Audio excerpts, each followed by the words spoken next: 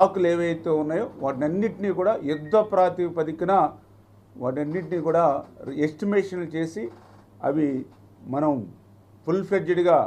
మళ్ళీ పనులకి ప్రారంభించుకోవాలని వాళ్ళకి ఆదేశాలు ఇవ్వడం జరిగింది. అదేవిధంగా ఏదైతే ఇప్పుడు వస్తున్నటువంటి వాటర్ ఏదైతే ఉందో అది మనం పొలాలకు అందించాలని అంటే ఈ 5 సంవత్సరాల్లో ఎక్కడ కూడా ఒక తట్ట మట్టి సిల్ట్ తీయకపోవడం వల్ల